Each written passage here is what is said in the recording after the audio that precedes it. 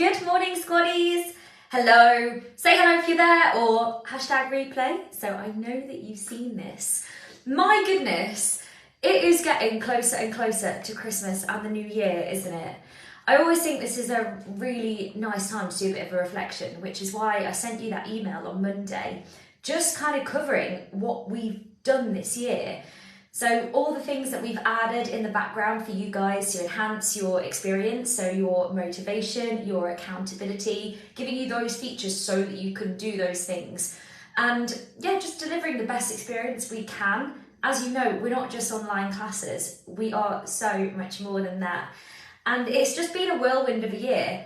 We've done all of the extra little things, the added little benefits for you guys. We've won awards. We won best fitness instructor for the second year in a row, and we came in the top 5 nationally, which is just insane.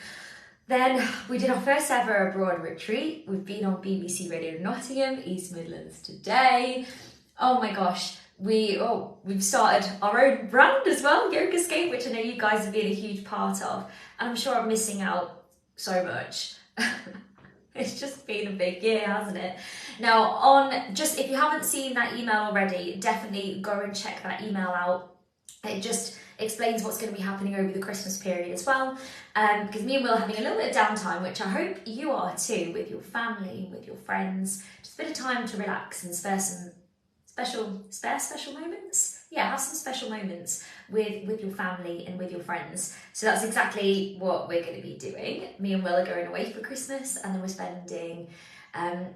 doing like an early Christmas with Will's family. I don't know if you do this. If you with one side of the family, or if you're going to be away, you celebrate it on a different day. So we're doing that. And then with my family, we're spending New Year together in a very special place, close to my heart, which if you look at the Monday email, you'll understand. So I explain in there, and I'll also tell you on Friday what's going to be going on over Christmas. Now I know that you have loads of videos on demand. You've got a workout generator, so if you don't know what to do, it chooses a workout for you, takes the choice out of it. There's plans and challenges if you want to put yourself on something specific, but I wanted to give you something for when I go away as well. So look out for 12 days of fitness or 12 days of flowmas, depending on how you feel and what you feel like you need the most over this Christmas period. That is coming on next Friday, so look out for that. You'll be able to sign up to it there. I've just got all the questions up here, and before I get started, I just wanted to just give you a bit of an important reminder, really.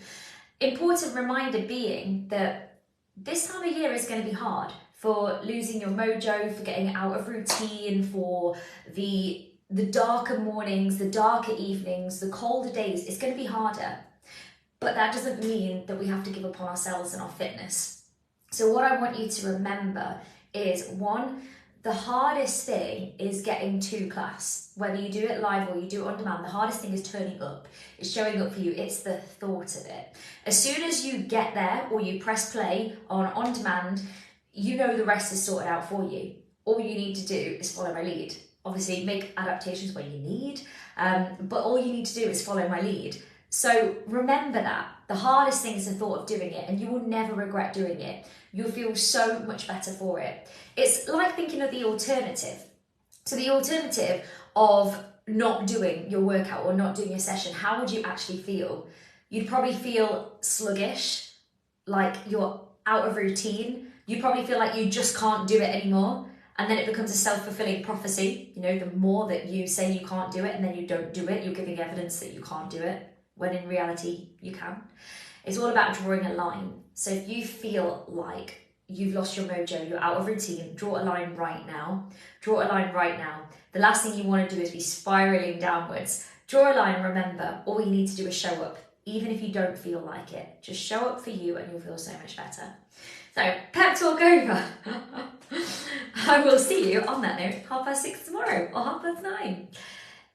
Now, I know you said in the new year you wanted these Q&As to be every other week. So let me know what day works best for you every other week, or when you think they'll be most useful. If you could pop that in the comments now, that would be fabulous.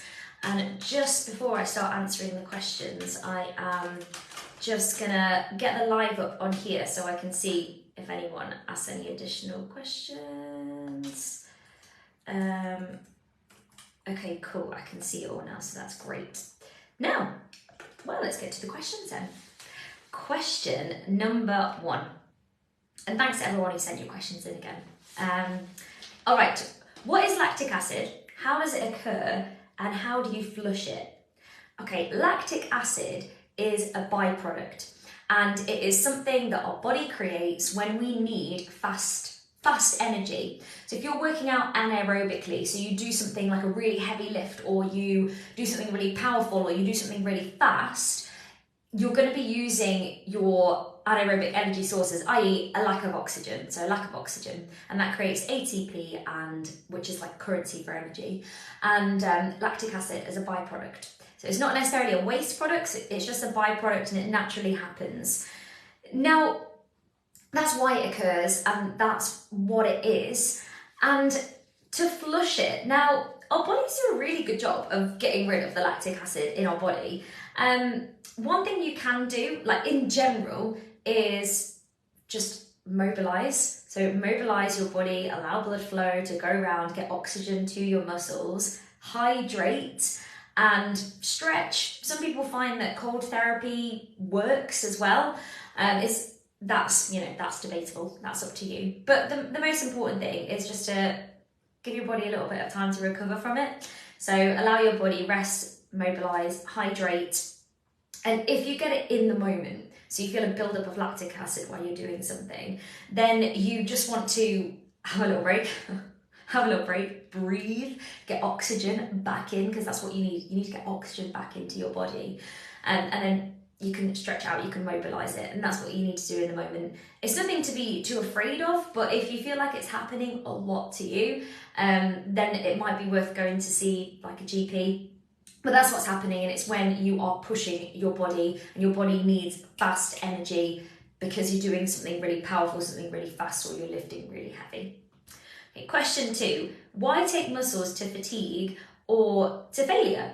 Okay, so you may have heard me saying this, like fatigue the muscles in class. It's basically to try and stimulate growth and to stimulate strength in the muscles. So you're stressing the muscle fibers kind of to the max, so they make adaptations to become stronger, to become bigger. Like not big as in necessarily a bulky way, but to become stronger.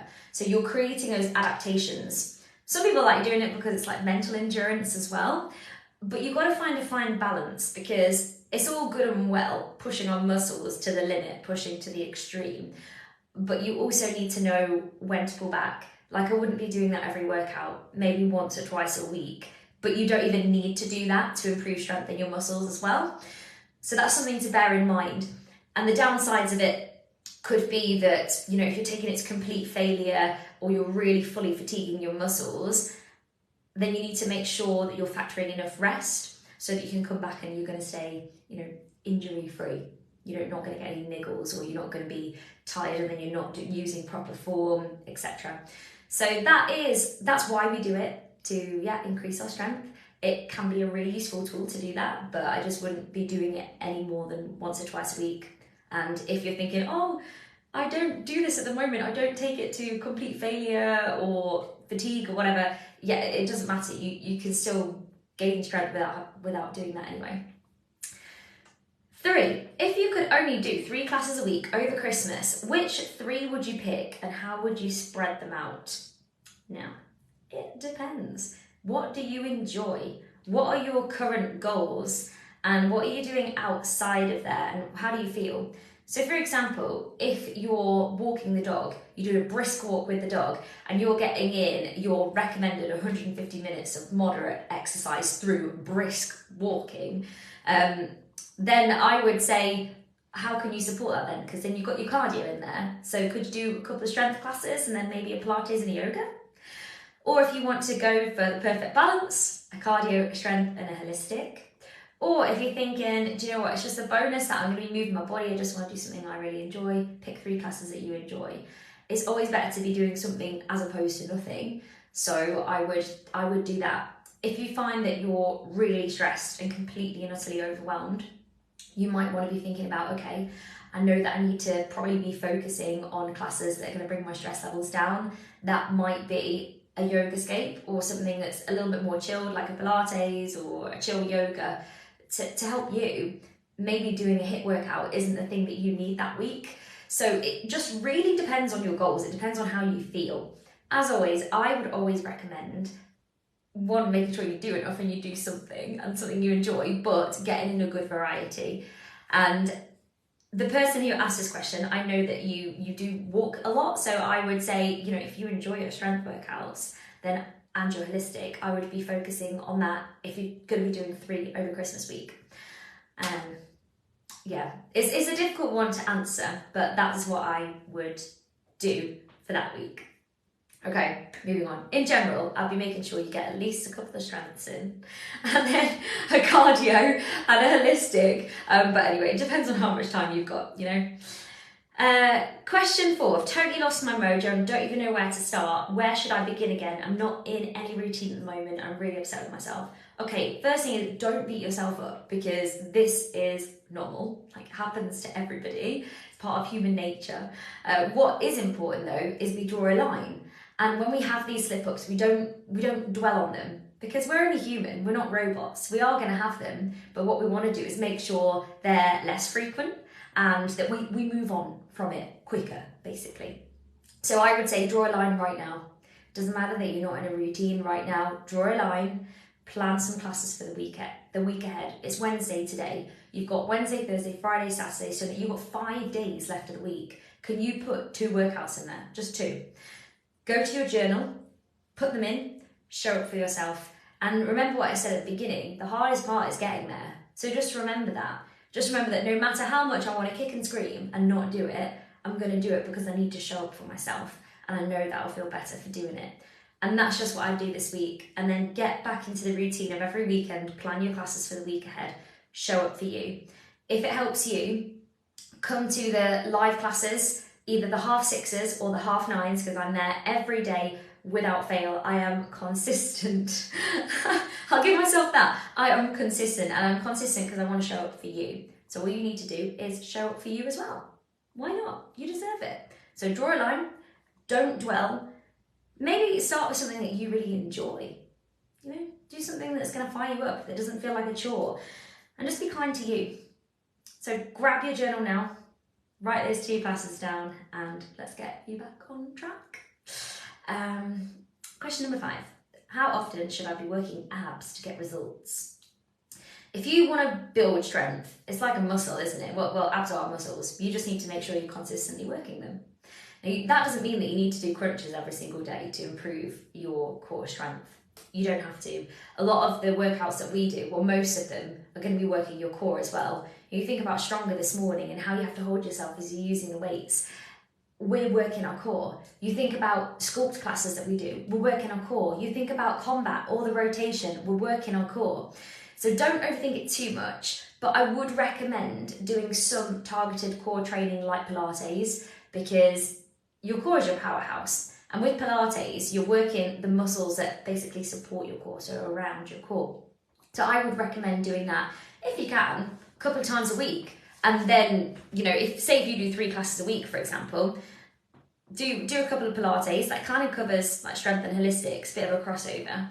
And then put in another strength session like Stronger or whatever you've got time for. That is the key, isn't it? It's whatever you've got time for and whatever you really enjoy. But I would say if you're looking to really improve strength in your abs, I would be doing Pilates at least a couple of times a week, really. Also, to see abs, so visible abs, it's a case of, now, don't get me wrong, I'm not calling anyone or saying anyone is fat, but basically it's a case of fat loss, because we all have a 6-pack, we all have abs, and we basically just have a little layer of fat and skin over it. So it depends on your percentage, your body fat percentage, and also how long your torso is. I know this sounds crazy, but people with long torsos find it easier to make their abs more visible. And it also depends on your genetics. But it is a case of fat loss. But the majority of women who have visible 6-packs, like the vast majority, like probably 9.9 out of 10 women, are not in necessarily a healthy stage, healthy period. I'm talking about the 6-pack. Some people might have like a little bit of a little bit of tonnage, and that's absolutely fine for them, healthy for them. Everyone is different, but generally if you see that in a woman, she's not really in a healthy place and probably not menstruating. I can't say the word. Menstruating. Is that how you pronounce it? Anyway, you know what I mean. She's probably lost a period if you see that. So when you think of all these women that do bikini competitions and things like that, it's just for a very short period of time, because they can't look like that all year round, because they would be really unhealthy. Their insides would not be okay, hun. Question number 6. We tend to have a lot of snacks out at Christmas, like nuts. How can I stop picking all day? And are nuts something that I should avoid too? I feel like everyone does this at Christmas, don't they? Everyone has all the snacks out for when the family come over, and then you get given snacks and biscuit tins, and everyone's got the crisps out and the dips out.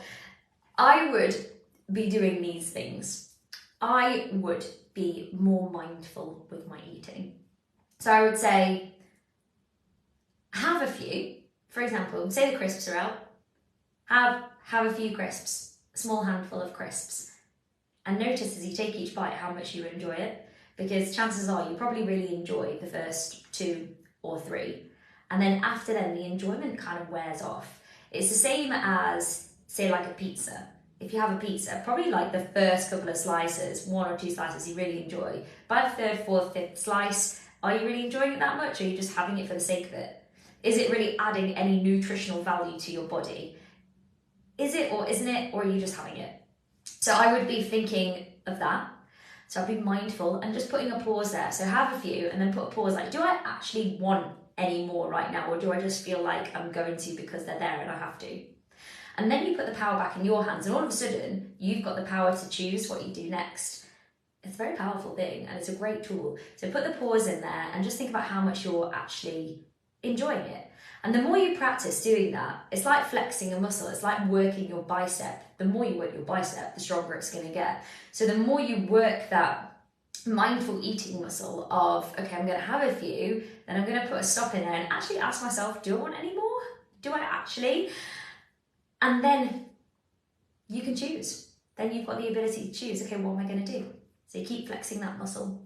Also, I'd be putting them away. I would put them out of the way. So have them out, you know, as guests arrive or whatever. Do you necessarily want them? Do you necessarily need them? Could you pick just one indulgence for that day, for that meal? So say, okay, my indulgence is either going to be, I'm going to have a handful of whatever, or a small handful of nuts. I'm not saying that nuts are necessarily indulgent, I'll come on to that in a second, but something, you know, that you don't necessarily, that isn't part of your meal, okay? Or I'm going to have the wine, or I'm going to have the pudding, I'm going to choose that one thing, and then I'm going to clear it away. I'm going to clear that away, put it away, out of sight, out of mind, or just don't bite in.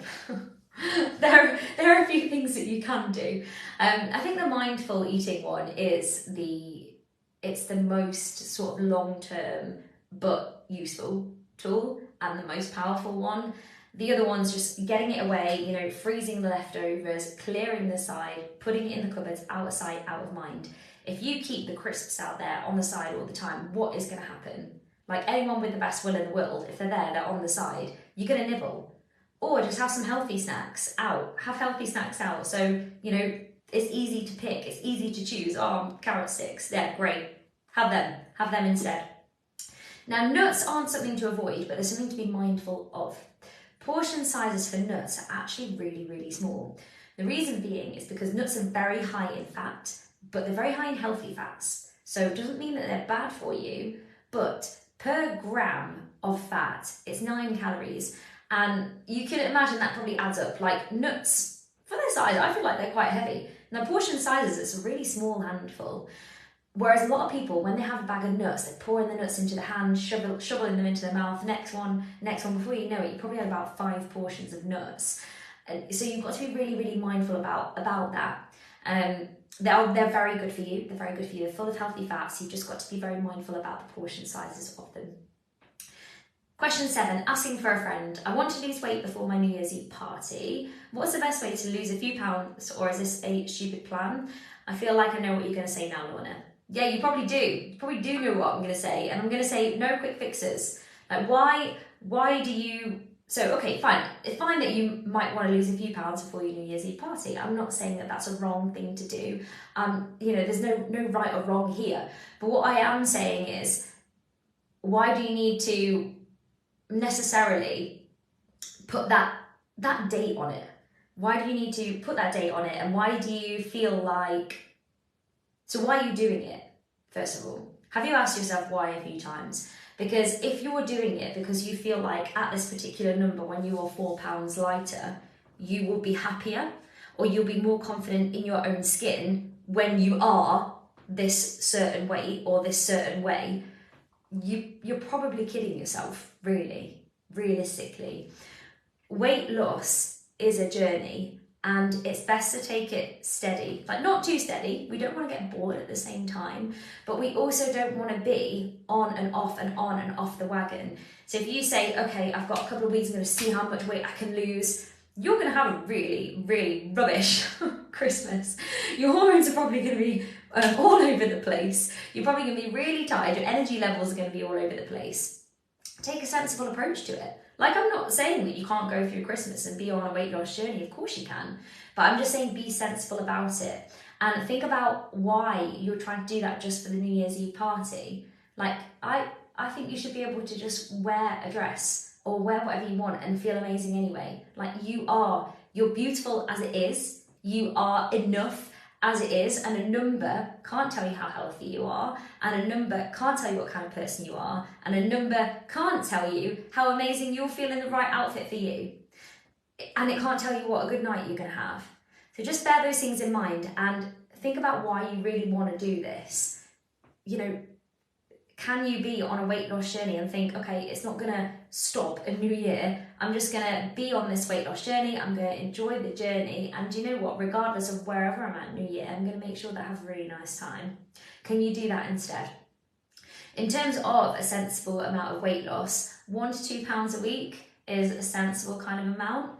And I wouldn't want you massively restricting, dipping your weight, getting to New Year's Eve, having a rubbish time. Actually, you didn't enjoy any of the run up to Christmas. You missed out on loads of social opportunities. Your energy levels weren't there. And then you feel like after New Year's Eve, you're exhausted. And then you've been restricting yourself for so long that you just want to eat everything. You're so fatigued, you've got no energy, and then you just feel like you're starting the new year on the back foot. That is what we don't want. So let's just take a sensible long-term approach to this. And does it matter when you get there? If you're on your way to feeling better, like you could be 2 weeks away from still feeling like you've got loads of energy, feeling great, and knowing and feeling confident that you're on a journey to feel better as well. So that's what I would say. I would say there's no harm in losing a few pounds or whatever you want to lose, but I just want you to think about why you're doing it and why you're putting your happiness on a number. And also I'd like you to think about doing this long-term approach, because quick fixes, as we know, there's just a quick fix and then we're off the wagon again, and then we move on to the next quick fix. So let's just take a really sensible approach to this and make sure that you're on your journey and you're going to enjoy the process, and you're going to have a great time New Year's Eve no matter what Anyway, team, that is it for the Q&A today. Let me just see if anyone has asked any questions in the meantime.